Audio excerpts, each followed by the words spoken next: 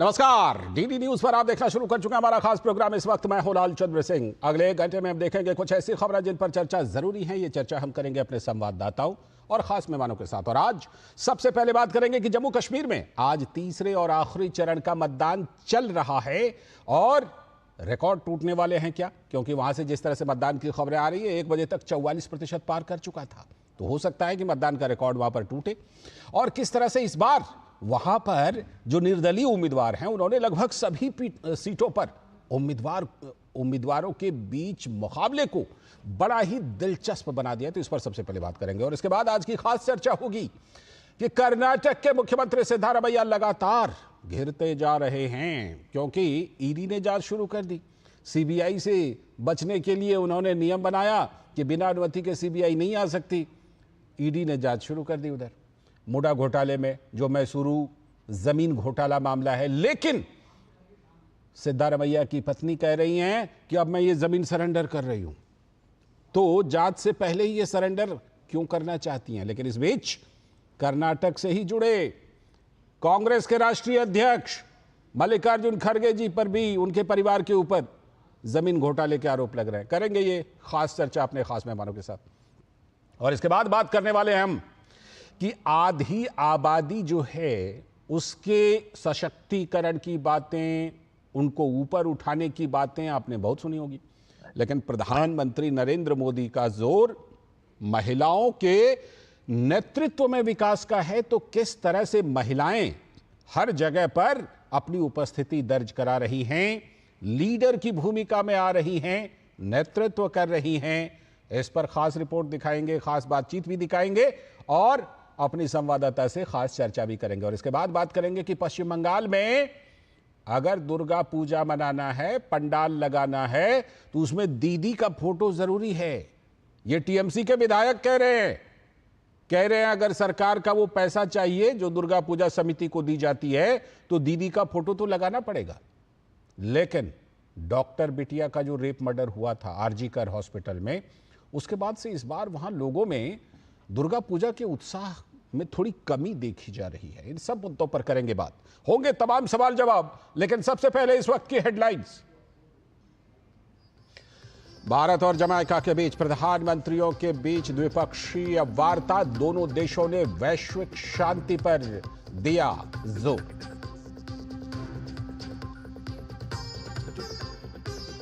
Bulldozer कार्रवाई को लेकर गाइडलाइन तय करने पर सुप्रीम कोर्ट का फैसला सुरक्षित। सुनवाई के दौरान जस्टिस गवाई की अहम टिप्पणी, नहीं रुकेगी अवैध निर्माण पर कानूनी कार्रवाई। धर्मनिरपेक्ष देश में अवैध मंदिर या दरगाह को हटाना होगा। पश्चिम बंगाल में जूनियर डॉक्टर्स ने छेड़ी आर पार की लड़ाई। अभया को इंसाफ और ड्यूटी के समय अपनी सुरक्षा की मांग के साथ बेमियादी हड़ताल पर फिर से डॉक्टर।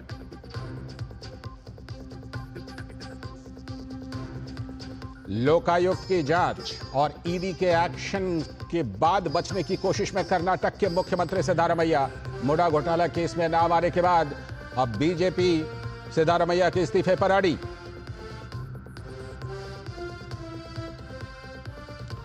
जम्मू कश्मीर में दोपहर 1 बजे तक 44% से भी ऊपर मतदान। अंतिम दौर में 40 विधानसभा सीटों पर वोटिंग जारी।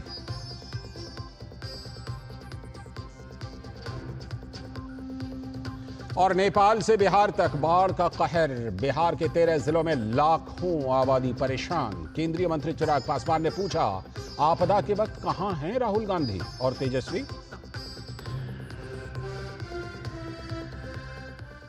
ये थे इस वक्त की हेडलाइंस। देखते हैं अब खबरों को विस्तार से। और आज सबसे पहले हम जो खबर देखने वाले हैं वो जम्मू कश्मीर में जमहूरियत के जश्न से जुड़ी खबर है कि 2 दौर का वहां पर मतदान हो चुका है। आज आखिरी और तीसरे चरण का चुनाव है। तो वोटर्स टर्नआउट में पहले के रिकॉर्ड टूटने की उम्मीद जताई जा रही है और जीत के लिए उम्मीदवारों के बीच कड़ा संघर्ष है। तकरीबन हर सीट पर स्वतंत्र उम्मीदवार जो हैं उन्होंने मुकाबले को दिलचस्प बना दिया है। इस बीच जम्मू कश्मीर में 1 बजे तक 44% से ऊपर मतदान की खबर है। जैसा कि हम जानते हैं कि आखिरी दौर में, आखिरी चरण में 40 विधानसभा सीटों पर वोटिंग जारी है। तो ये आखिरी दौर का मतदान चल रहा है। जम्मू कश्मीर में तीसरे चरण का मतदान चल रहा है और तीसरे और आखिरी चरण के मतदान में तीसरे और आखिरी चरण के चुनाव के लिए यह मतदान चल रहा है। दोपहर 1 बजे तक 44% से भी अधिक मतदान होने की खबर आ रही है और इस बीच खबर यह भी है कि आखिरी चरण में रिकॉर्ड मतदान होने की उम्मीद है। तीसरे और आखिरी चरण में 40 विधानसभा सीटों पर मतदान जारी है और जैसा हमने बताया कि लगभग सभी सीट पर निर्दलीय उम्मीदवारों ने मुकाबले को बड़ा ही दिलचस्प बना रखा है। इस बार एक एक सीट पर जीत के लिए उम्मीदवारों के बीच कड़ा संघर्ष है। जम्मू कश्मीर में 10 साल के बाद विधानसभा चुनाव हो रहे हैं तो जमहूरियत का बड़ा ही जबरदस्त जश्न देखने को मिल रहा है और आम मतदाता, आम लोग इस बार चुनाव में मतदान में बढ़ चढ़कर हिस्सा ले रहे हैं। तो जैसा कि हमने बताया, जम्मू कश्मीर के तीसरे चरण के मतदान में जनता उत्साह के साथ मतदान कर रही है, जिनमें फर्स्ट टाइम वोटर्स भी शामिल हैं। और क्या है उनका कहना मतदान को लेकर, आइए जरा देख लेते हैं। में लोगों का जो जोश, जज्बा और जुनून के साथ होश, और आप देख रहे हैं कि लंबी लंबी कतारें मेरी मातृशक्ति की और बुजुर्ग और नौजवान साथियों में, तो ये सबसे बड़ा हमारी डेमोक्रेसी का पर्व है। वोट डालना, अगर डेमोक्रेटिक सेटअप के लिए वोट डालना बहुत ही इम्पोर्टेंट है और मैंने आज तक कभी अपना वोट मिस नहीं किया और अपनी पूरी उम्मीद के साथ ये सोचता हूँ कि कभी मिस करूँगा भी नहीं। और हमको ये पहली बार 370 दफा जो है टूटने के बाद हमको ये जो हक दिया है गवर्नमेंट ने वो मिला है, तो इसलिए हम बहुत खुश हैं। लोग तो पहले ही डालते थे लेकिन हमने तो पहली बार वोट डाला और हम लोगों से भी ज्यादा खुश हैं क्योंकि हमको ये राइट्स जो था काफी देर से नहीं मिल रहा था, तो इस बार मिला, हम बहुत खुश हैं। वोट तो हमारा राइट है और हमें वोट जरूर डालना चाहिए क्योंकि 370 हटने के बाद हमें ये फर्स्ट टाइम राइट मिला है वेस्ट पाकिस्तानी रिफ्यूजीज को, तो मैं चाहता हूं कि बढ़ चढ़कर लोग आएं और वोट डालें। तो जैसा कि आपने देखा, हर उम्र के मतदाता थे और इनमें कई उम्र दराज मतदाता भी थे जो पहली बार मतदान कर रहे थे, क्योंकि जम्मू कश्मीर में जैसा आप जानते हैं कि कई दशकों तक सामान्य मतदान हुआ नहीं। बहुत सारे लोगों ने पहली बार मतदान किया है, भले ही उनकी उम्र कितनी भी हो। बहरहाल जुड़ते हैं अपने संवाददाता निशांत राय से, जो बारामूला में हमारे साथ मौजूद है, बारामूला से ग्राउंड जीरो से निशांत राय जुड़ चुके हैं। निशांत, ये बताइए इस समय मतदान किस तरह से चल रहा है और जो खबर आ रही है कि 1 बजे तक 44% से भी ज्यादा मतदान, तो क्या ये उम्मीद कर सकते हैं क्या कि जो पहले चरण में 61%, दूसरे चरण में करीब करीब 56%, तो तीसरे चरण में मतदान का प्रतिशत एक बार फर्स्ट डिवीजन एक बार फिर से हो सकता है क्या? जो अगर एग्जाम की भाषा में कहें 60% में फर्स्ट डिवीजन होता है, तो क्या तीसरे चरण में उम्मीद है कि मतदान का प्रतिशत और ज्यादा अच्छा रहेगा? 44% हो चुका है।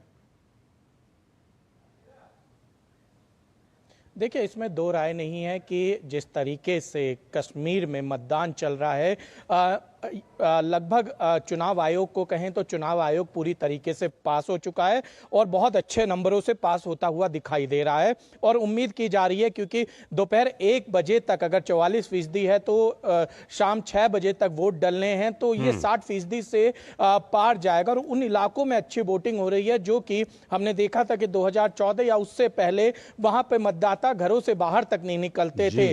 कश्मीर में वो हालात थे कि यहाँ पे वोटिंग परसेंटेज 5 से 10% या 50 से 100 वोट किसी किसी विधानसभा में पड़ते थे। लेकिन आज हालात पूरी तरीके से बदल गए हैं। जिस तरीके से कश्मीर का मौसम बदलता है, कभी सर्द बर्फ सा मौसम रहता है, तो कभी जैसा कि अभी पतझड़ का मौसम है, लाल सुर्ख सा मौसम रहता है, कुछ इसी तरीके से कश्मीर में एक बड़ा बदलाव होने लगा है। और सबसे बड़ी बात है, जो वोटर्स हैं वो अपने घरों से बाहर निकल रहे हैं, अपनी सरकार को चुनने का काम कर रहे हैं। और मुद्दे चाहे उनके कुछ भी हो, लेकिन उन लोकतंत्र में जो उनका भरोसा जागा है और जो उन्होंने भरोसा जताया है, ये एक बड़ी जीत दिखलाता है पूरे डेमोक्रेटिक सिस्टम की। और इसको ये कहा जाए कि चुनाव आयोग की जो बड़ी जीत है वो नजर आ रही है। पिछली बार हमने पिछले 2 चरणों की बात करें तो पहली बार फर्स्ट डिवीजन, दूसरी बार सेकंड डिवीजन, लेकिन फर्स्ट के एकदम करीब थे। और तीसरी बार मुझे लग रहा है कि फर्स्ट और जो तीसरा चरण है इसमें फर्स्ट और सेकंड दोनों को क्रॉस आप तमाम तरह के बदलाव का जिक्र कर रहे हैं निशांत। इस बार एक और बड़ा बदलाव है। बहुत सारे ऐसे आजाद उम्मीदवार हैं, निर्दलीय उम्मीदवार हैं, जिन्होंने बहुत लोगों की टेंशन बढ़ा दी है। उमर अब्दुल्ला के हमने कई बयान सुने, पीडीपी प्रमुख महबूबा मुफ्ती के बयान सुने थे कि हम तो किंग मेकर बनेंगे। तो ऐसा लगता है कि इस बार ये बदलाव भी जो है ये बड़ा महत्वपूर्ण है।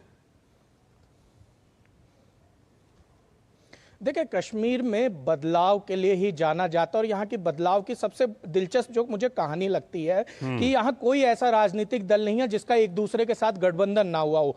पीडीपी एनसी की बात की जाए, एनसी कांग्रेस की बात की जाए, पीडीपी कांग्रेस की बात की जाए, पीडीपी बीजेपी की बात की जाए, एनसी बीजेपी की बात की जाए, तमाम राजनीतिक दलों ने एक दूसरे के साथ गठबंधन किया है। लेकिन आर्टिकल 370 हटने के बाद से जब आज यहाँ पर चुनाव हो रहा है और जिस तरीके से निर्दलीय उम्मीदवार निकलकर सामने आए, खासकर नॉर्थ कश्मीर जो एक समय एनसी या पीडीपी का गढ़ माना जाता था, आज वहां पर उनकी टेंशन बढ़ी हुई है। सज्जाद लोन जैसे नेता, इंजीनियर राशिद जैसे नेताओं ने उनके होश उड़ाए हुए हैं। इसके अलावा बात की जाए तो तमाम वो लोग बात की जाए तो अफजल गुरु के भाई की बात की जाए या एमएच बेग जैसे बारामूला से सुप्रीम कोर्ट के बड़े अधिवक्ता, पूर्व मुख्यमंत्री की बात की जाए तो ये लोग जिस तरीके से निर्दलीय या छोटे राजनीतिक दलों से चुनाव लड़ रहे हैं, कहीं ना कहीं नींद उड़ी हुई है पीडीपी और एनसी। बिल्कुल, नेताओं जो की बाकी राजनीतिक दल हैं उनके नतीजे क्या होंगे? जरूर कुछ नेताओं की नींद उड़ी हुई है, लेकिन लोग जो है ना जमकर जमहूरियत का जश्न मना रहे हैं और उसी का ये प्रकटीकरण है कि मतदान का प्रतिशत रिकॉर्ड होने जा रहा है। बहुत बहुत शुक्रिया निशांत जुड़ने के लिए और वहां से अपडेट देने के लिए। अभी वक्त है एक ब्रेक का और ब्रेक के बाद जब लौटेंगे तब बात करेंगे सिद्धारमैया जी ने, जो कर्नाटक के मुख्यमंत्री हैं। उन्होंने अपनी तरफ से तो पूरी कोशिश की, सीबीआई पर रोक लगा दी कि सीबीआई जांच ना कर पाए मुडा स्कैम की, मुडा जमीन घोटाले की, लेकिन ईडी ने, लोकायुक्त ने और विपक्षी पार्टियों ने लगता है सिद्धारमैया की मुश्किलें बढ़ा दी हैं। इसी पर करेंगे खास चर्चा छोटे से ब्रेक के बाद।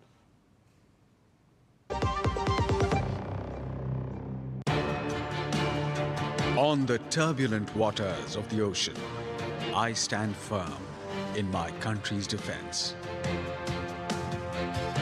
In the ocean's deepest depths, I roam unfettered. And high above the oceans, I bring my enemy down. As limitless is the ocean, so are my opportunities to make a career out of a calling, to serve the nation with honor, to succeed in battle and in life. The Navy gives you more. Indian Navy, an ocean of opportunities. दादी के हाथों का जादू और खुशबू से महकता घर। MDH गरम मसाला, असली मसालों से भरा हूँ मैं, क्योंकि हर रिश्ता है स्वाद से जुड़ा। बात जब पीढ़ियों के लिए बनने वाले घर की हो तो जिम्मेदारी बड़ी हो जाती है। गैलेंट समझता है ये जिम्मेदारी। अब डबल एम रिब्स के साथ गैलेंट एडवांस TMT रीबार, निर्माण का रियल हीरो। अब छोलिया हो या लोबिया, सफेद चने या काले चने, सब कुछ मजेदार बने।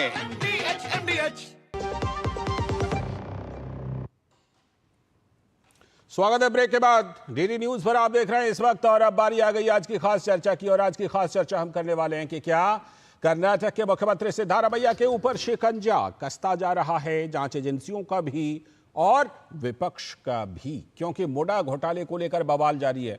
कर्नाटक में मुडा स्कैम मामले में ईडी की एंट्री से पहले सीएम सिद्धारमैया की पत्नी ने अब मैसूरू में आवंटित अपनी सभी 14 प्लॉट को वापस करने की बात कही है और वो कह रही हैं कि मैं 14 प्लॉट वापस कर दूंगी। मैसूरू अथॉरिटी को उन्होंने पत्र भी लिखा है और कहा है कि जमीन से ज्यादा तो मेरे लिए अपने पति सिद्धारमैया का सम्मान है, इसीलिए उन्होंने सभी प्लॉट वापस करने का फैसला लिया है। तो बीजेपी नेता रविशंकर प्रसाद ने पूछा कि कांग्रेस के नेताओं को जमीन के डील में इतनी रुचि क्यों होती है, क्या कांग्रेस के कुछ नेता प्रॉपर्टी डीलर बन गए हैं? रविशंकर प्रसाद ने यह भी आरोप लगाया कि अब एक मामला कांग्रेस के राष्ट्रीय अध्यक्ष मल्लिकार्जुन खड़गे के खिलाफ भी आया है, जिसमें उनके परिवार ने सिद्धार्थ विहार में 5 एकड़ जमीन हथिया ली है। बेंगलुरु के डिफेंस एरिया और हाईटेक सिटी में उन्हें किस चीज के रिसर्च के लिए कांग्रेस सरकार ने 5 एकड़ जमीन दे दी है? भ्रष्टाचार के मामले में फंसे सीएम सिद्धारमैया के सामने कई मुश्किलें खड़ी हुई हैं।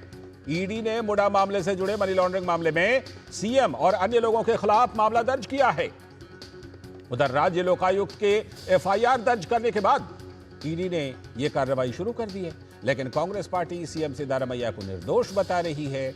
मैसूरू अर्बन डेवलपमेंट अथॉरिटी ने यानी मुडा ने रिहायशी इलाके में डेवलप करने के लिए किसानों से कुछ जमीन ली थी।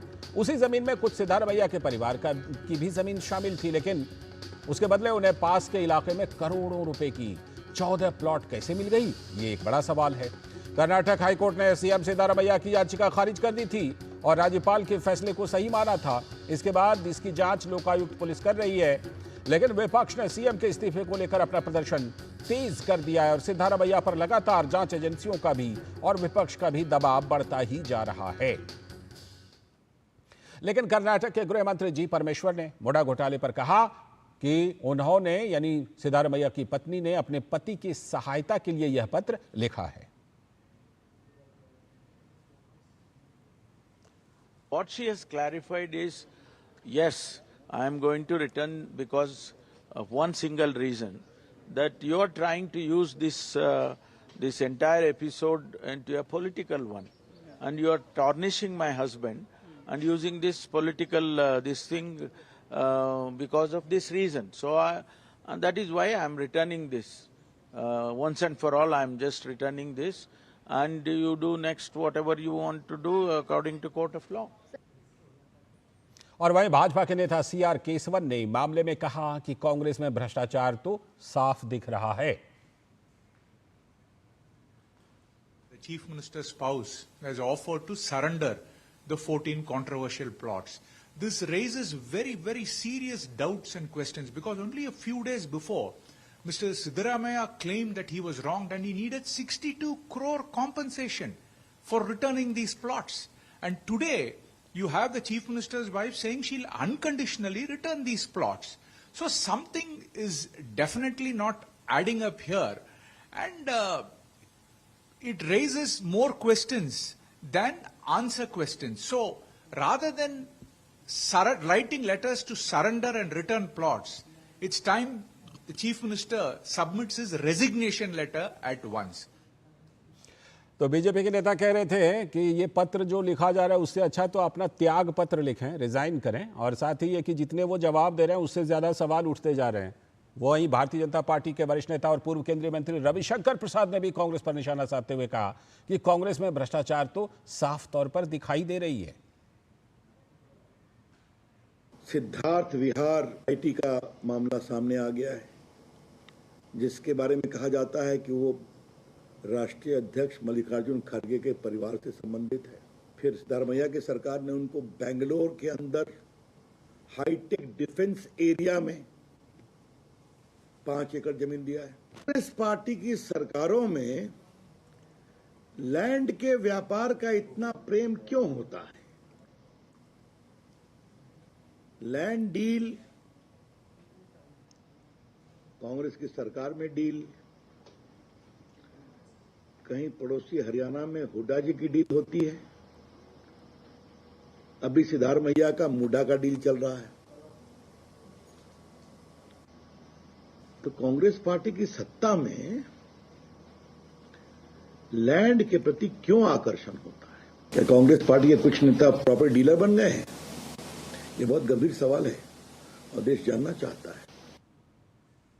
तो बीजेपी हमलावर हो गई है और कह रही है कांग्रेस के कई नेता लगता है जैसे प्रॉपर्टी डीलर बन गए हैं। इसी पर आज जो मुडा घोटाले में जिस तरह से सीएम सिद्धारमैया के चारों ओर शिकंजा कस रहा है, इसी पर बात करने के लिए हमारे साथ 2 खास मेहमान जुड़ रहे हैं। डॉक्टर सुधा हलकाई जी, जो भारतीय जनता पार्टी की कर्नाटक की प्रवक्ता हैं, बहुत बहुत स्वागत मैम आपका इस चर्चा में। दुष्यंत नागर जी, जो कि राजनीतिक विश्लेषक हैं और कांग्रेस के समर्थन में मजबूती से बातें रखते हैं, बहुत बहुत स्वागत दुष्यंत जी आपका भी। और हमारे साथ हमारे सलाहकार संपादक विनोद मिश्र जी तो हैं ही यहीं पर स्टूडियो में मौजूद। मैं चर्चा को बढ़ाता हूं विनोद जी के जरिए। विनोद जी, सिद्धारमैया जी ने कोशिश तो काफ़ी की, सीबीआई को नो एंट्री कर दिया कि सीबीआई बिना हमारी अनुमति के जाँच नहीं कर सकती। ये भी बात आई कि एसआईटी का गठन कर लिया कि एसआईटी जो है वो अपने हिसाब से जांच करे, लेकिन अब ईडी की एंट्री हो गई और इससे पहले हाईकोर्ट के आदेश के बाद लोकायुक्त की एंट्री। सीएम सिद्धारमैया जांच के मामले में इसमें अब बुरी तरह से ऐसा लग रहा है कि घिरते जा रहे हैं क्या? लाल जी, ये साफ है, ये दिखता भी है कि एक तरह से एक डैमेज कंट्रोल की बात हो रही है, जो मैडम जो सिद्धारमैया की है वो करती हुई दिख रही है जी। तो ये पति के लिए वो उनका जो ये त्याग है, ये इसको त्याग के बदले में अगर इसको डैमेज कंट्रोल देखें तो शायद ये बेहतर होगा कि सिद्धारमैया की जो पत्नी पार्वती हैं वो अगर ये कह रही हैं कि हमें अपने पति का सम्मान ज़्यादा इम्पोर्टेंट है, हमारे लिए ज़मीन इतना इम्पोर्टेंट नहीं है, तो ये 400 करोड़ रुपए का जो ये घोटाला है, मुडा स्कैम है, 4,000 करोड़, करीब करेक्ट किया आपने, बहुत धन्यवाद। तो इतना बड़ा घोटाला में इतने साल से इस बात की चर्चा कर रही थी, तो अगर मैडम पार्वती का वो था कि सिद्धारमैया का सम्मान की बात था कि अगर तो पहले भी ये कह देते कि भाई इस जमीन से हमें कोई लेना देना नहीं है। अब लेकिन जब उनको लगा कि ये सीएम की कुर्सी खतरे में है, तो शायद उनको ये 14 प्लॉट जो है उस पे वो बेमानी लगती है कि हम 14 प्लॉट रखें या सीएम की कुर्सी रखें। इंपॉर्टेंट ये है कि अब एफआईआर हो गई जांच के लिए, लोकायुक्त पुलिस ने कर ली, तो इसमें एंट्री मनी लॉन्ड्रिंग के मामले में अब ईडी की मामला तो बनता है इसमें। अब ईडी इसकी जांच करेगी और हमें ये बात पता होनी चाहिए कि सीबीआई के तो नो एंट्री कर सकते हैं, लेकिन ईडी की नो एंट्री कहीं नहीं है, नहीं हो सकती। सही बात। तो ये जो कानूनी पेच है कि ईडी की जैसे ही एंट्री हुई कि सिद्धारमैया की पत्नी ने वापस कर दिया जमीन, ये सारी चीजें बताती है कि वो कले दर कले वो खुलते हुए और घिरते हुए नजर आ रहे हैं। अब उनके सामने में दो ही विकल्प है। एक विकल्प जो आम आदमी के सामने में होता है कि वो कानून के इसमें फेस करे एक आम आदमी की तरह, और वो कानून में फेस करते हुए सजा से मुक्त होते हैं, ठीक है, या आरोप से मुक्त होते हैं, तो फिर चीफ मिनिस्टर बने। और एक मॉडल है सीएम केजरीवाल की जो इन दिनों चल पड़ा है कि वो जब तक आरोप सिद्ध नहीं होगा तब तक वो सीएम बने रहेंगे और वो जेल से सरकार चलाते रहेंगे। ठीक है। तो सिद्धारमैया अब दूसरा मॉडल अरविंद केजरीवाल का अपनाए हैं। इसी कर्नाटक में लोकायुक्त की जांच शुरू होने के साथ ही सिद्धारमैया से पहले के दो चीफ मिनिस्टर थे, चाहे वो चीफ मिनिस्टर कुमारस्वामी हो या येदियुरप्पा हो, उन्होंने रिजाइन किया था। तो ये रिजिग्नेशन तो उनका एक मॉरल ड्यूटी है कि वो रिजाइन करें। और सबसे इंपॉर्टेंट बात यह है कि ये सरकार जो कर्नाटक में बीजेपी की सरकार थी बुम्बई की, उसको 40% कट नाम रख के ही इन्होंने इलेक्शन जीता। बिल्कुल। और एक एमएलए के भ्रष्टाचार को आपने पूरे इलेक्शन भ्रष्टाचार का 40% कट बना के किया था। ठीक है। आज तो डिपार्टमेंट हजारों करोड़ के घोटाले के बाद सामने आ रही है और पूरी पार्टी इवन की खड़गे साहब तक उसको झुठलाते हुए दिख रहे हैं। सिद्धारमैया जी तो एक मामले में कह भी चुके हैं कि एसटी फंड वाला ट्रांसफर में घोटाला तो हुआ है, लेकिन 89 करोड़ का है, 150 करोड़ का शायद नहीं है। खैर, दुष्यंत नागर जी ये बताइए कि जब एचडी कुमारस्वामी ने, येदियुरप्पा ने ऐसे ही आरोप लगने पर इस्तीफा दे दिया था, तो सिद्धारमैया जी को इस्तीफा दे देना चाहिए या नहीं देना चाहिए? आपका क्या विचार है राजनीतिक विश्लेषक के तौर पर? देखिए, सिद्धारमैया जी ने या उनकी पत्नी ने ये कोई सरकार से लाभ प्राप्त नहीं किया है। अच्छा। ये जमीन उनको एक्वायर भूमि जो मॉडल है 50-50 का, कि जब किसी किसान की भूमि का अधिग्रहण होगा तो उनको कंपनसेशन के रूप में 50% भूमि विकसित एरिया में मिलेगी, उसके आधार पे ये भूमि उनको मिली है। लेकिन मैं एक और घोटाले की बात करना चाहता हूं जिसपे बहुत चर्चा हुई, जो देश का सबसे बड़ा भूमि आवंटन का घोटाला है, वो है मुंद्रा पोर्ट घोटाला। अच्छा। जिसमें अडानी जी के ग्रुप को 1 रुपए मीटर से लगा के बहुत सस्ती दरों पे भूमि का आवंटन किया गया, लेकिन भारतीय जनता पार्टी से 100 बार सवाल कांग्रेस ने पूछा, ना जांच हुई, ना कोई लेना ना कोई देना। कोर्ट का दरवाजा खुला हुआ है दुष्यंत नागर जी, बात ऐसे ही रफा दफा हो गई। कोर्ट का दरवाजा खुला हुआ है, निश्चित रूप से कोर्ट का दरवाजा खुला हुआ है। मैंने तो मना नहीं किया, कोर्ट का दरवाजा नहीं खुला हुआ, लेकिन नैतिकता की बात करने वालों को समानुपात में बात करनी होगी। मोडा घोटाले पर आइए, मोडा जमीन घोटाले पर आइए। अगर आपको लगता है कि नियमों के तहत ही हुआ है, तो सीएम की पत्नी अब क्यों वापस करने के लिए ऑफर कर रही हैं दुष्यंत नागर जी? वो उनकी मानता है, वो अच्छा मानता है, क्या बात है, मानता है, ठीक है। तो एक भारतीय नारी ने आगे आके, देखिए जो उनकी पत्नी है, आ रहा हूँ डॉक्टर सुधा आपके पास आ रहा हूँ सुधा जी, आ रहा हूँ। बस दुष्यंत नागर जी की बातें पूरी कर लेते हैं। उनके भाई ने गिफ्ट दी, जिसकी गिफ्ट डीड है, और बेटी को परिवार से संपत्तियां मिलती हैं। ये भारतीय परंपरा है, ये नियम है, ये कानून है। यानी कि लेन देन चला है बढ़िया से। ठीक है, लेन देन चला है। भाई साहब एक बात बताइए, किसकी पत्नी ऐसी है जिसको उसके परिवार से कुछ ना कुछ गिफ्ट ना मिला हो? फिर उनके भाई को भी, सीएम की पत्नी के भाई को कैसे ये जमीन मिली थी, वो अपने आप में एक अलग हिस्ट्री है। दुष्यंत नागर जी, बिल्कुल आपने बिल्कुल सही बात, वो भी एक अलग अपने आप में हिस्ट्री है। और जिसकी खरीदारी का उन्होंने जो ट्रांजैक्शन हुआ है वो इनकम टैक्स में दिया है। तो देखिए ये ठीक है। डॉक्टर सुधा हलकाई जी, दुष्यंत नागर जी का दावा है कि सारा कुछ तो नियम के मुताबिक ही हुआ है, तो फिर सीएम सिद्धारमैया पर क्या आरोप और क्यों इस्तीफा? बताइए डॉक्टर सुधा जी। दुष्यंत जी का बोलना ऐसे हुआ है, चोरी और ऊपर से सीना चोरी। अच्छा। और एक बात, रस्सी जल गई पर बल नहीं गई। यहाँ पे सिंस डे 1 से यहाँ पे साफ दिखाई दे रहे हैं, और जो भी डॉक्यूमेंट्स है वो बहुत अच्छी तरह से बयान करता है कि पहले दिन से ही ये पूरे का पूरा जो मुड़ा जो केस है घोटाला है। उन्होंने अवैध तरीके से अपने सत्ता का रॉन्ग तरह से उनका प्रयोग करते हुए उन्होंने ये मुड़ा का जो साइट्स जो थे वो दूसरे लोकेलिटी में था जो कम दाम से है, और अभी इन्होंने विजयनगर में जो लिया है 14 साइट्स वो। लेकिन डॉक्टर सुधा, दुष्यंत जी का ये आर्ग्यूमेंट था कि नियम के मुताबिक उनको आधी जमीन मिलनी थी, वो मिल गई थी। इसमें क्या, कहां घोटाला कहां हुआ, ये पूछ रहे हैं दुष्यंत जी। आपका सवाल मैंने पूछ लिया। दुष्यंत जी आपका सवाल मैंने पूछ लिया डॉक्टर सुधा से, जवाब लेता हूं उसके बाद फिर आपके पास। उनको नियम से हिसाब से लेना था तो उन्होंने वही जगह पे क्यों नहीं लिया जहां पे 700 साइट ऑलरेडी वेकेंट है जी, वही एरिया में लेना था। क्यों चीफ मिनिस्टर डीवी ने तब पार्वतम्मा जी ने लेटर लिखा कि मुझे विजयनगर में वो 14 साइट्स चाहिए बोल के जी, जहां पे आपका एक्सचेंज साइट्स का वहीं से वो करना था, वो आप नहीं करे। ऐसे करना है तो क्या दूसरे जो नागरिक है मैसूर के, उनके साथ भी वही फेवरिंग किया गया है क्या? नहीं किया गया है। क्यों इन आ रहा हूं दुष्यंत नागर जी, काउंटर के लिए आ रहा हूं। प्लॉट्स वहां पे दिया गया है, ये सत्ता का दुरुपयोग नहीं है, तो फिर क्या है ये? ठीक है दुष्यंत नागर जी, का एक छोटा सा लाल जी, मैं एक माफी चाहता हूं।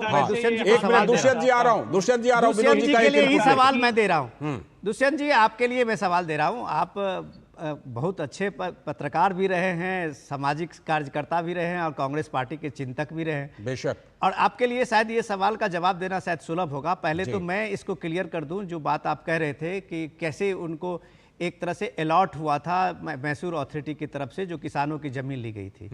आप जरा थोड़ा सा उसकी जानकारी आप ले लीजिएगा कि वो अथॉरिटी ने जब जमीन अधिग्रहण किया था तो उस जमीन के साथ में जो किसानों की जमीन थी उसी में सिद्धारमैया के परिवार की वो जमीन 3.5 एकड़ की जमीन थी। ठीक है। बाद में जो लैंड यूज की बात हुई थी तो लैंड यूज के उस समय सिद्धारमैया जेडीएस और कांग्रेस की सरकार में डिप्टी चीफ मिनिस्टर थे। ठीक है। आपको शायद ज्यादा हमसे बेहतर इतिहास मालूम होगा।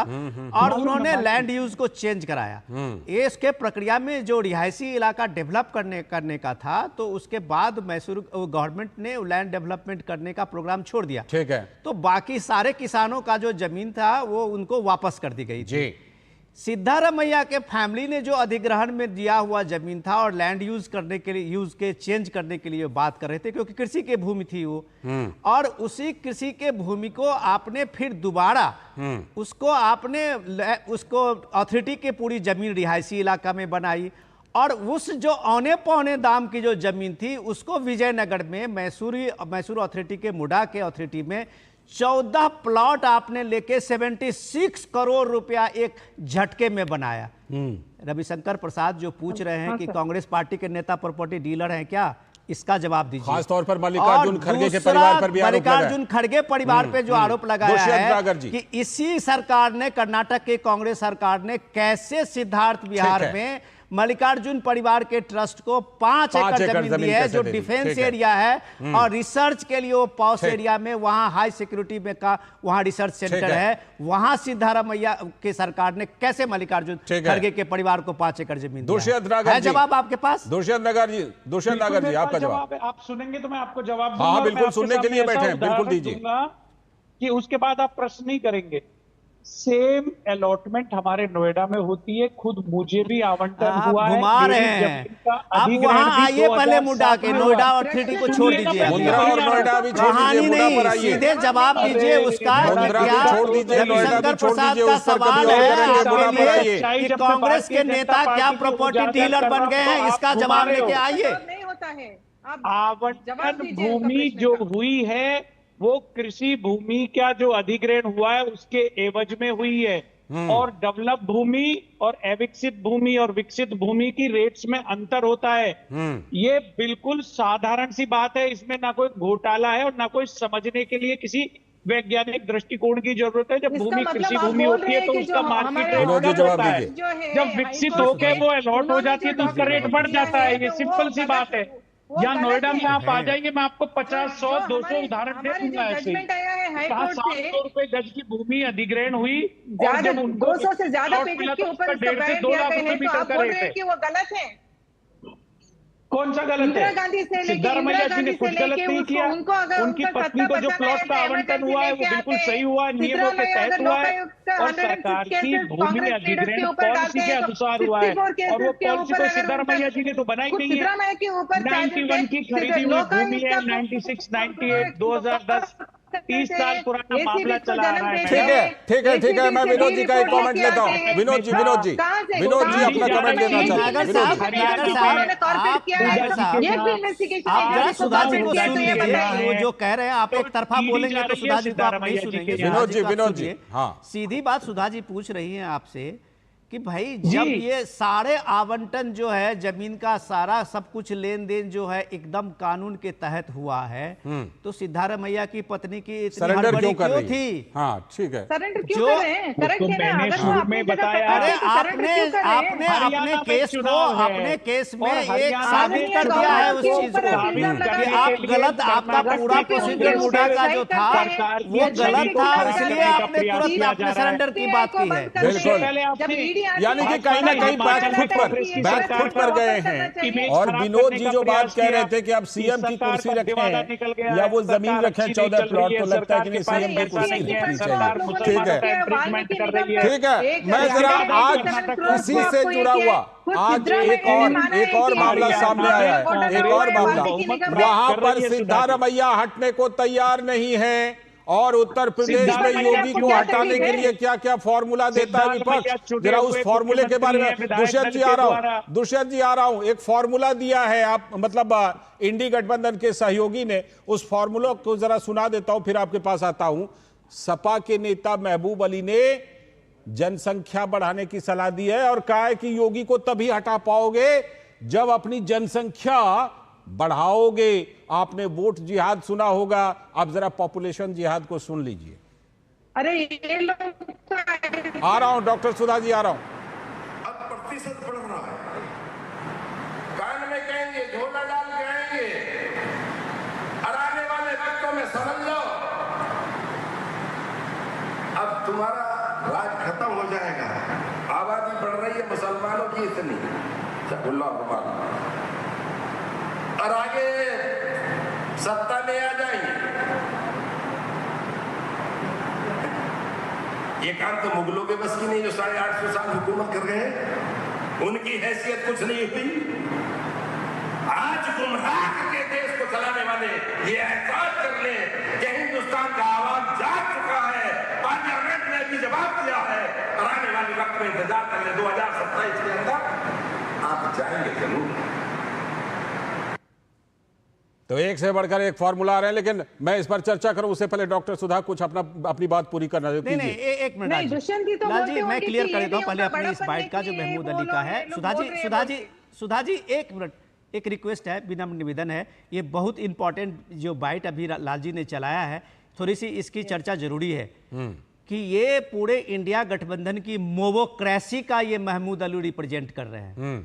और ये जो मॉब का जो उन्होंने ये बनाया है, वो कह रहे हैं योगी को, सीएम योगी को चैलेंज कर रहे हैं कि 2027 में तुम नहीं रहोगे तब तक मुसलमानों की आबादी इतनी बढ़ जाएगी इसमें यहाँ कि तुम्हारा जीतना यहाँ मुश्किल हो जाएगा। खुला चैलेंज है ये। सीधे सीधे बात है इंडिया गठबंधन की कि इसको देखिए कि उनका प्रोजेक्ट कोई डेवलपमेंट का नहीं है, कुछ नहीं है, लोगों की भलाई और लोगों की जिंदगी की बेहतरी में नहीं है। वो ये पूरा पॉलिटिक्स जो सो कॉल्ड सेकुलर पॉलिटिक्स है, वो सेकुलर पॉलिटिक्स इस बात पे आ गई है कि आबादी की जीत होगी और आबादी से सत्ता मिलेगी। ठीक है, आप पूरे के पूरे हिंदू कम्युनिटी को इस बात के लिए चैलेंज कर रहे हैं कि अगर मुसलमानों की आबादी बढ़ रही है तो वो आने वाले टाइम में सत्ता मुसलमानों के हिसाब से होगी, जो महमूद अली कह रहे हैं, खुलकर कह रहे हैं। आज जो कांग्रेस पार्टी से लेके और इंडिया गठबंधन के लोग महमूद अली को सुने कि ये पूरा जो मोबोक्रेसी है और जिस तरह से आप डेमोक्रेसी को सीज करना चाह रहे हो, यही नतीजा है कि आप देखिए कि हिजबुल्लाह के चीफ की मौत के बाद जो ये आप देख रहे हैं देश में मातम बना रहे हैं और बांग्लादेश में हिंदुओं और अल्पसंख्यकों की हत्या पर भीड़ की जो मोबोक्रेसी है, ये इस बात के लिए है कि आप बता रहे हैं कि हमारी पॉपुलेशन है और हम सत्ता में कैसे आते हैं, इसमें डेवलपमेंट का कोई मतलब नहीं है। ये बात महमूद अली बता रहे हैं। डॉक्टर सुधा बात पूरी कीजिए, फिर दुष्यंत नागर जी। ये बात तो ऐसी हुई, जिस थाली में खाते हैं उसी में छेद करते हैं ये लोग, और इससे बड़ी कोई देशद्रोही हो ही नहीं सकता। क्या दुष्यंत जी अभी आप बोलेंगे कि ये इनका बड़प्पन था? अभी जो इन्होंने बयान दिया है मुस्लिम वोटर्स कम हो जाएंगे और उनके वोट ज्यादा हो जाएंगे, जो ये बयान है ये भी इनका बड़प्पन है, जैसे पार्वतम्मा ने दिया था। बोले इसके बारे में आपका क्या बोलना है? और हमेशा से कांग्रेस डे 1 से संविधान के खिलाफ है, जो पिछले हुए लोग हैं उनके खिलाफ है। यहाँ पे तो वाल्मीकि निगम का एक ऑफिसर ने आत्महत्या किया था, नागेंद्र जी को एसआईटी से क्लीन चिट मिला है, ईडी में उनका नाम है, और खुद सिद्धरामैया ने अप्रूव किया है कि उन्होंने 87 करोड़ का वाल्मीकि निगम में घोटाला किया है। ठीक है, मतलब एक से बढ़कर एक पूरा दाल। ठीक है। और सिद्धरामैया जो बोलते हैं एक बड़ी बात जो विनोद जी ने मोबोक्रेसी की कही है, दुष्यंत नागर जी। ठीक है, डॉक्टर सुधा लौटता हूं। दुष्यंत नागर जी, ये ऐसे सरकारें बदलेगी इस देश में क्या? जनसंख्या बढ़ा करके, जनसंख्या जिहाद करके, पॉपुलेशन जिहाद करके सरकारें बदलेंगी? सर, जनसंख्या बढ़ाने का काम कौन कर रहा है? भारतीय जनता पार्टी। रोहिंग्याओं को जो अवैध रूप से भारत में आए, उनको फ्लैट का आवंटन किसने किया? पूरा नैरेटिव भी पलट दिया। बांग्लादेशियों को पिछले 10 साल में कितने अवैध बांग्लादेशी प्रवासियों को वापस भेजा भारतीय जनता पार्टी की? आए कितने थे? उसके पहले आए कितने, उसका डेटा दीजिए ना। उसके पहले कितने आए और 10 साल में कितने आए? वापस भेजने में तो बहुत सारी पेचीदगियां हैं। सेंसस तो करा नहीं पाए जो सही आंकड़ा पता चल जाए देश का। सुधा जी, कास्ट सेंसस कराइए ना, पता चलेगा। डॉक्टर सुधा कह रही है कि भाई जनगणना करवा लीजिए, सेंसस करवा लीजिए। कास्ट सेंसस का नाम लेते तो आप। मैं लाल जी जवाब दूं नागर साहब को? 1 मिनट, अगर आपके पास टाइम हो। 1 मिनट, मैं अब तुरंत लौटता हूँ। ठीक है, विनोद जी दीजिए जवाब। विनोद जी, नागर साहब, ये गोल गोल घुमाने से बात नहीं बनती है। बांग्लादेशी रोहिंग्या की आपकी सरकार है हिमाचल में, और हिमाचल में आप देखिए वहां के लोग पिछले 1 महीने से रोड पे हैं, सड़क पे आंदोलन कर रहे हैं। ठीक है, 1 तल्ला मस्जिद कैसे 5 तल्ला मस्जिद अवैध निर्माण में होता है, और वहां कैसे एक दो लोगों का रिहाइश जो है वहां 1800 लोग हैं, और वो सारे बांग्लादेशी और रोहिंग्या की बात वो सारे लोग सड़क पे कर रहे हैं प्रदर्शन। जरा अपने आला कमान को और वहां पार्टी के चीफ मिनिस्टर को बोलिए कि कुछ कार्रवाई करते हुए दिखे।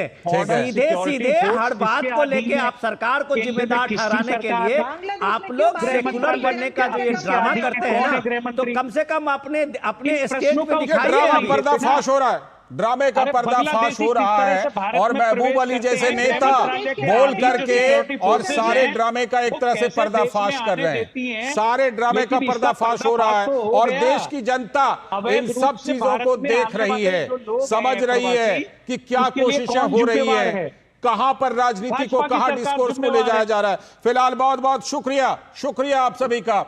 शुक्रिया दुष्यंत नागर जी, शुक्रिया डॉक्टर सुधा, शुक्रिया विनोद जी जुड़ने के लिए इस चर्चा में। आज समय इतना ही है चर्चा के लिए।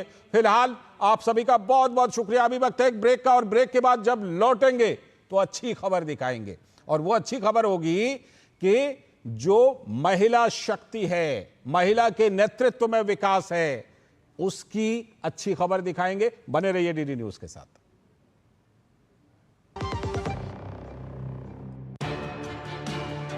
On the turbulent waters of the ocean, I stand firm in my country's defense.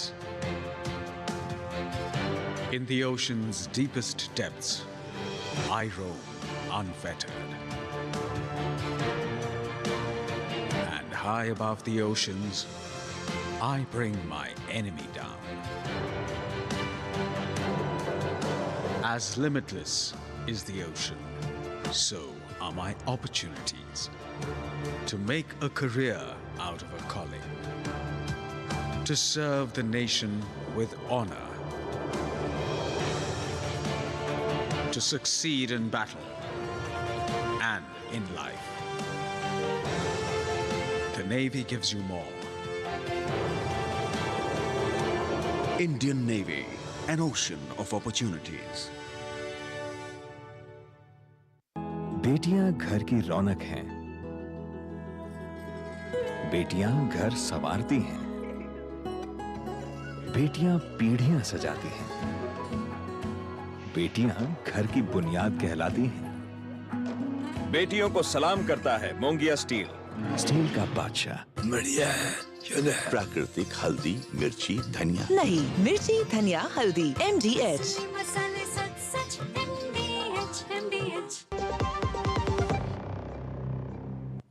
स्वागत ब्रेक के बाद। और जैसा कि हमने कहा था कि अब हम एक बहुत अच्छी खबर दिखाएंगे आपको, जो बदले भारत में विमेन पावर से यानी महिला शक्ति से जुड़ी हुई है। कहा जाता था स्काई इज द लिमिट। ये सिर्फ कहावत नहीं है, बल्कि बदलते भारत में महिलाओं ने इसे सच कर दिखाया है। भारत सरकार में इस वक्त 22 महिला सचिव हैं और कई मंत्रालयों में तो शीर्ष पद और नीति निर्धारण में भी महिलाओं की बड़ी भूमिका है। मोदी सरकार में शीर्ष पदों पर सुशोभित होकर महिलाएं विकसित भारत के संकल्प को पूरा करने में जुटी हैं। शायद ये यकीन करना मुश्किल है कि 7 राज्यों में मुख्य सचिव महिलाएं हैं, शीर्ष पुलिस अधिकारी महिलाएं हैं। आपको शायद याद होगा कि भारत का जो चंद्रयान 3 का सफल प्रक्षेपण हुआ था और भारत दक्षिणी ध्रुव पर जाने वाला पहला देश बना था, उस चंद्रयान में भी महिला वैज्ञानिकों की भूमिका सबसे ज्यादा थी। पीएम मोदी ने कहा था कि महिलाओं का आर्थिक सशक्तिकरण विकास को गति देता है और उन्हें सशक्त बनाने का सबसे प्रभावी तरीका महिलाओं के नेतृत्व वाला विकास का दृष्टिकोण है। ऐसे पर एक खास बातचीत देखिए, फिर करेंगे चर्चा। तो महिलाओं ने किस तरह से अपनी भूमिका निभाई है और जब उनको अवसर दिया गया है महिलाओं के सशक्तिकरण के लिए, उनके नेतृत्व में विकास के लिए, तो किस तरह से वो अपनी बढ़ चढ़कर भूमिका निभा रही हैं। देखिए खास बातचीत। मंजिल उन्हीं को मिलती है जिनके सपनों में जान होती है। पंखों से कुछ नहीं होता, हौसलों से उड़ान होती है। और आज भारत की हर बेटी के हौसले बुलंद हैं, हर बेटी इसे पूरी मजबूत इरादे हैं उसके। आज महिलाएं हमारे देश में हर क्षेत्र में अपना परचम लहरा रही हैं। चाहे बात सरकारी कार्यालय की हो या फिर प्राइवेट कार्यालयों की, हर जगह महिलाएं कंधे से कंधा मिलाकर चल रही हैं। लेकिन इस जगह पर आने में महिलाओं को सालों लगे हैं। मानसिकता को बदला है अपने काम के साथ में और कई सारी चुनौतियों का भी सामना किया है। इसी पर बात करने के लिए आज हमारे साथ में कई सारी युवा शक्ति इस वक्त मौजूद है और युवा शक्ति से सीधा बात करेंगे। अगर बदलाव की बात करें और नारी सशक्तिकरण की हम बात करें तो हम डिफरेंट स्फीयर में देखेंगे, B it political, economical and societal level पे चेंजेस हुए हैं। 106 अमेंडमेंट के तहत विमेन रिजर्वेशन बिल आया है, तो ये एक बड़ी उपलब्धि है पॉलिटिकल स्फीयर में। अगर हम इकोनॉमिकल स्फीयर में भी देखें तो बहुत सारे वेलफेयर पॉलिसीज़ हैं सरकार की, जैसे मुद्रा योजना है, बेटी बचाओ बेटी पढ़ाओ योजना है। तो इन सारी योजनाओं के तहत और महिलाओं का सशक्तिकरण की बात की गई है। बिल्कुल, कहीं ना कहीं अगर देखा जाए तो सिर्फ योजनाएं ही नहीं, बल्कि अगर केंद्र सरकार में मौजूदा स्थिति की अगर हम बात करें तो सचिव का पद जो है वो काफ़ी महत्वपूर्ण होता है, क्योंकि वो पॉलिसी बनाते हैं। और आज की तारीख में 92 सचिवों में से 22 सचिव महिलाएं हैं जो पॉलिसी मेकिंग में अपनी महत्वपूर्ण भूमिका निभा रही हैं। जिस तरह से हम देखेंगे कि कुछ लोग ऐसा बोलते हैं कि भारत में महिलाओं की स्थिति ऐसी नहीं है, पर हम जब देखते ग्राउंड रियलिटी तो इम्प्लीमेंटेशन हो रहा है, बहुत सीरियस और सेंसिटिव इशू है और इसको गवर्नमेंट बहुत अच्छी तरह से हैंडल कर रही है और जो जो पे गवर्नमेंट सेक्टर्स है वहाँ पे भी उसको बहुत अच्छी तरह से हैंडल किया जा रहा है। पैट्रियार्की को देखा जाए तो वीमेंस को बिल्कुल भी चांस नहीं दिया जाता था। गर्ल्स को हमेशा से अगर आप 18 और 20 के हो गए तो बस जल्दी से शादी कर लो। इवन एजुकेशन में तो बिल्कुल भी नहीं, कहीं भी पार्टिसिपेट नहीं करना, आपको सारे जगह बचना है आपको। तो अगर ये अपॉर्चुनिटी मिली है तो मतलब अच्छी बात है। मेरे पेरेंट्स भी कहते हैं कि स्काई इज़ द लिमिट, तो गर्ल्स के लिए आगे जाना बहुत ज़रूरी है क्योंकि जो भी प्रॉब्लम्स वो फेस कर रहे हैं वो तभी इस चीज़ को कर पाएंगे जब वो इंडिपेंडेंट होंगे। और आज के टाइम में जितने भी अर्बन देखा जाए रूरल में से इवन ज़्यादा गर्ल्स आगे जा रही हैं। एंड बात की जाए तो रेशो हर जगह मतलब अच्छा है गर्ल्स का। बात ये अवेयरनेस की, तो उनको कितनी अवेयरनेस है, अगर वो अवेयर है तो वो बहुत आगे जा सकते हैं, ऐसा मैं मानती हूँ। इन 2015 व्हेन एयरफोर्स ने परमानेंट कमीशन किया विमेंस के लिए, womens allowed in combat force, and after 1 year in 2016 we have seen that 3 women, Bhawana Kanth, Avani Chaturvedi and Mohana Singh become the first women combat officer, air force officer. अब जो सरकारें हैं वो सरकार वो ज़्यादा पॉलिसी पे काम कर रही है। मैं यूपी से हूँ, तो मैंने वहाँ पे चीज़ें देखी। पहले वहाँ पे सिक्योरिटी इतनी अच्छी नहीं थी, चीज़ें इतनी अच्छी नहीं थी, तो एटलीस्ट जो पेरेंट्स चाहता था कि उसकी बेटी पढ़ने जाए वो नहीं भेजता था क्योंकि सिक्योरिटी इश्यू होते थे। अब मैं गांव जाऊंगा तो आपको शायद ही कोई घर हो जहां पे लड़कियां स्कूल ना जाती हों, कॉलेज ना जाती हों, शायद ही कोई हो।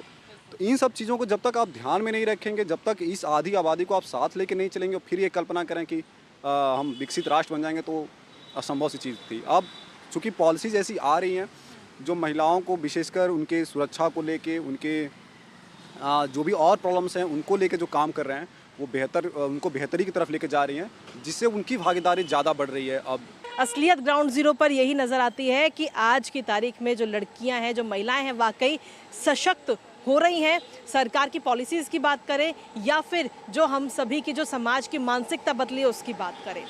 कैमरा पर्सन भीम सिंह के साथ कृतिका भारद्वाज, डीडी न्यूज़, दिल्ली।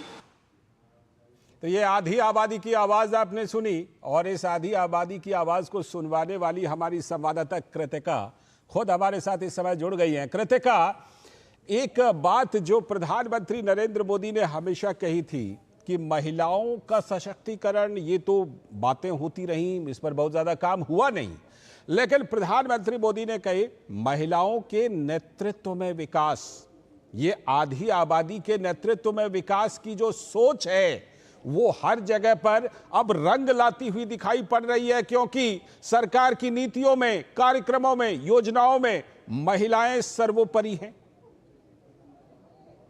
बिल्कुल सही कहा आपने लालचंद जी, क्योंकि महिलाएं सर्वोपरि थी, हैं और हमेशा रहेंगी, लेकिन इस बात को शायद समझने में हमें कई साल लग गए हैं।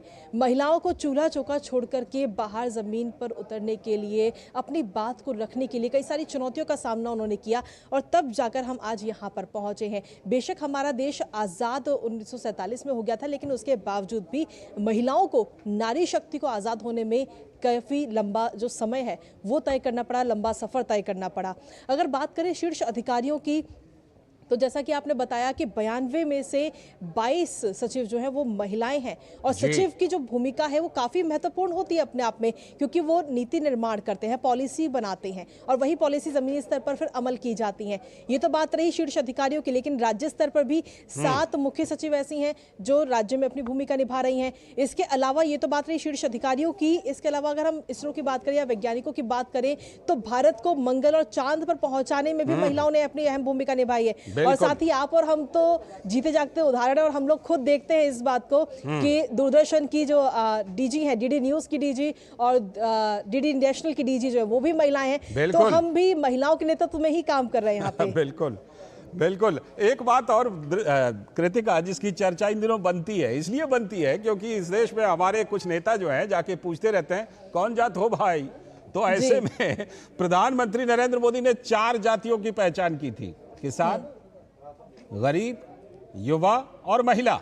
तो महिलाओं का विकास सच मायने में जिसे कहते हैं सामाजिक न्याय, सच मायने में समेकित विकास, इंक्लूसिव डेवलपमेंट, उस पर अब ठोस काम हो रहा है कृतिका। बिल्कुल सही कहा आपने, ठोस काम हो रहा है और जो नीतियां हैं वो अमल में लाई जा रही हैं, जो योजनाएं हैं, जो स्कीम्स हैं वो महिलाओं को ध्यान में रखकर बनाई जा रही है, क्योंकि हमारा लक्ष्य है 2047 तक विकसित राष्ट्र बनाना और इस विकसित राष्ट्र के संकल्प को पूरा करने के लिए हम आधी आबादी को बिल्कुल नहीं छोड़ सकते। और अभी हाल ही में 2 दिन पहले भी जब प्रधानमंत्री ने महाराष्ट्र में एक वीडियो कॉन्फ्रेंसिंग के जरिए संबोधित करते उन्होंने कहा था कि महिलाओं की भूमिका काफी अहम है और इसीलिए काम भी किया जा रहा है। देखिए कई सारी जो योजनाएं उनको ध्यान में रखते हुए बेटी बचाओ बेटी पढ़ाओ है, शौचालय की व्यवस्था, क्योंकि जब स्कूलों में शौचालय नहीं होते थे जिसकी वजह से जो बच्चियां हैं वो स्कूल नहीं जाती थी। बिल्कुल सही कहा आपने, ड्रॉप ऑफ की जो संख्या थी, जो आंकड़ा था वो काफी ज्यादा था। और सिर्फ ये बात हम शीर्ष अधिकारी शीर्ष लेवल पे नहीं कह रहे, बल्कि अगर हम जमीनी स्तर पर देखें तो जमीनी स्तर पर जो ग्रामीण क्षेत्र की महिलाएं हैं वो भी आगे बढ़ रही है। स्वयं सहायता समूह हो गया या इसके अलावा अगर हम देखें तो लखपति दीदी, यानी कि जमीनी स्तर पर मजबूत किया जा रहा है महिलाओं को आज। ठीक है, बहुत बहुत शुक्रिया, आपने कम शब्दों में बहुत अच्छी तरह से इस पूरे मुद्दे को समेटा है। बहुत बहुत शुक्रिया कृतिका, जुड़ने के लिए। वक्त है अभी एक ब्रेक का, और ब्रेक के बाद जब लौटेंगे तो पश्चिम बंगाल से खबर दिखाएंगे। टीएमसी कह रही है दुर्गा पूजा पंडालों को कि अगर पैसा चाहिए तो दीदी का बड़ा सा फोटो लगाना पड़ेगा। करेंगे इस पर बात।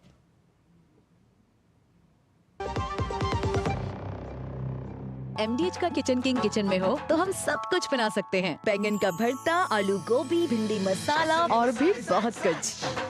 MDH। बेटियां घर की रौनक हैं। बेटियां घर संवारती हैं। बेटियां पीढ़ियां सजाती हैं। बेटियां घर की बुनियाद कहलाती हैं। बेटियों को सलाम करता है मोंगिया स्टील, स्टील का बादशाह। स्वागत है ब्रेक के बाद। डीडी न्यूज पर आप देख रहे हैं इस वक्त, और अब एक बड़ी खबर, लेकिन चिंताजनक खबर, ये पश्चिम बंगाल से है, जहां टीएमसी विधायक फरमान दे रहे हैं कि दुर्गा पूजा के पंडाल में ममता दीदी का फोटो तो बहुत जरूरी है, लगाना ही पड़ेगा। कमेटी ने सरकार से फंड लिया है तो सीएम का फोटो जरूरी है। आरजी कर मेडिकल कॉलेज की घटना के बाद हालांकि दुर्गा पूजा को लेकर पश्चिम बंगाल में इस बार उत्साह कम दिखाई पड़ रहा है, लेकिन दुर्गा पूजा के पंडालों में दीदी जरूरी है। पश्चिम बंगाल में टीएमसी विधायक ने अजीब सा फरमान सुना दिया है। टीएमसी विधायक ने कहा कि दुर्गा पूजा के पंडाल में ममता दीदी का फोटो बहुत जरूरी है। विधायक ने कहा कमेटी ने सरकार से फंड लिया है तो सीएम का फोटो तो जरूरी है। और इस बीच पश्चिम बंगाल के लोगों में इस बार लेकिन दुर्गा पूजा को लेकर बहुत कम उत्साह दिखाई पड़ रहा है। और वजह क्या है? वजह यह कि आरजी कर मेडिकल कॉलेज की घटना के बाद दुर्गा पूजा को लेकर उत्साह काफी कम है। हालांकि मुख्यमंत्री ममता बनर्जी ने लोगों से पूजा में उत्साह के साथ शामिल होने के लिए अपील की थी कि अब आ जाइए फेस्टिव मोड में, लेकिन डॉक्टर बेटी के रेप मर्डर को लेकर लोगों में इस बार निराशा है। लोग निराश हैं और उत्साह की कमी है। तो टीएमसी विधायक ने पश्चिम बंगाल में दुर्गा पूजा के पंडाल में ममता दीदी का जो फोटो लगाना जरूरी बताया, जरा उनको देख लीजिए। माननीय मुख्यमंत्री কাছ থেকে টাকাটা নিচ্ছেন আপনারা, সরকারের টাকা, তো মুখ্যমন্ত্রী সরকারের লোক, সে পার্টি হতে পারে, কিন্তু অনেকে টাকা নিচ্ছেন কিন্তু মুখ্যমন্ত্রী ছবি টাঙাচ্ছেন না, এটা কিন্তু খুব বাজে জিনিস। তাহলে আমরা টাকাটা নেবেন না। যারা মুখ্যমন্ত্রী ছবি টাঙাতে তাদের অসুবিধা, তারা টাকাটা না নেয় ভালো, কারণ অনেক ক্লাব তো নিচ্ছে না। সেরকম আপনারা যদি মনে করেন যে মুখ্যমন্ত্রী ছবি টাঙানো যাবে না, তাহলে আমরা টাকাটা নেবেন না। विधायक जी फरमा रहे थे, कह रहे थे कि सरकार का पैसा लिया है, पार्टी का पैसा है, मुख्यमंत्री की फोटो तो लगानी पड़ेगी, ये फरमा रहे थे विधायक जी खुले तौर पर। चर्चा करने के लिए हमारे साथ हमारे सलाहकार संपादक विनोद मिश्र जी यहाँ पर मौजूद हैं, उनसे बात करते हैं। तो साथ में हमारे साथ हमारे संवाददाता प्रसेनजीत बख्शी भी।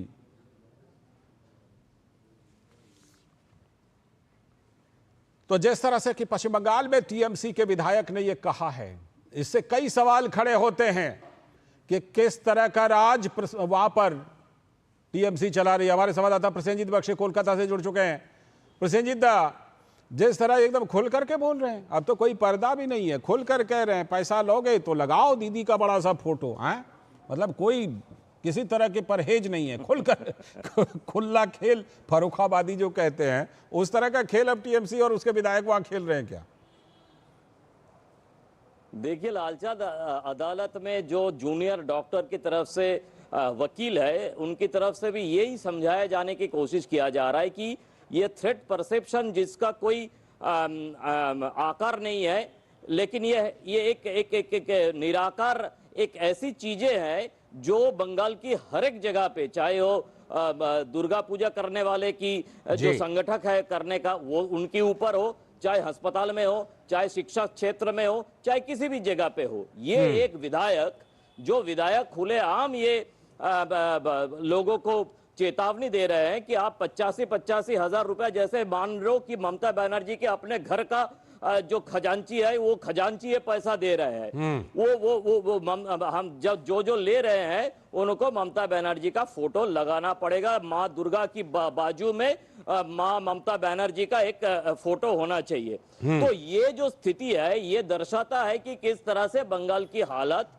पिछले 13-14 जिस हालात का आप जिक्र कर रहे हैं दादा, जिस हालात का आप जिक्र कर रहे हैं, कहा जा सकता है कि पहले पश्चिम बंगाल की हवाओं में, फिजा में, आप देखिए पान वाले से लेकर सेक्रेटरी तक चले जाइए, पहले सीपीएम जो है उसका खौफ दिखाई पड़ता था, अब वो खाली नाम बदल गया है और ज्यादा कड़े रूप में आ गया टीएमसी के रूप में। बिल्कुल, ये तो बल्कि हमें पहले दिन से हम कहते थे, जो थोड़ा बहुत राजनीति का पत्रकारिता करते हैं, कि वाम मोर्चे का जो छोड़ा गया हवाई चप्पल है, उसी हवाई चप्पल में ममता बनर्जी अपना पैर अंदर किए हैं। मतलब it is the extension of the left front government. सिर्फ नाम बदला है, लेकिन और कुछ नहीं। बदले की जो भावना है वो नहीं बदला, और लोगों को डराने की जो भावना है वो नहीं बदला, और दुर्गा पूजा में भी डराने की काम कर दिया है कि अगर आपको पैसा लेना है, पैसा चाहिए तो दीदी का बड़ा सा फोटो जरूरी है। ठीक है, आपने एकदम समाप्त किया ना कि बदले की भावना जो है वही नहीं बदला है ना, वो और ज्यादा मजबूत। छोटी सी एक बात बता, जरूर जल्दी से छोटी सी एक बात बता दो लालचांद, ये दुर्गा पूजा का एक रीति रिवाज है कि दुर्गा जो मूर्ति है उनके पीछे महादेव शिव का एक फोटो होना जरूरी है। इसका इतिहास है, इसका जो है वो शास्त्र में सबको पता है। ठीक है, तो वो महादेव शिव की बाजू में किसका फोटो की बात हम कर रहे हैं, ये अभी समझ पा रहा है। हो सकता है कोई विधायक ये कह दे कि पीछे वाले जो महादेव शिव लगे उससे बड़ा फोटो ममता दीदी का लगना चाहिए। बहुत बहुत शुक्रिया आपका दादा जुड़ने के लिए। तो फिलहाल आज के इस वक्त में इतना ही। पूरी टीम को दीजिए अनुमति। नमस्कार।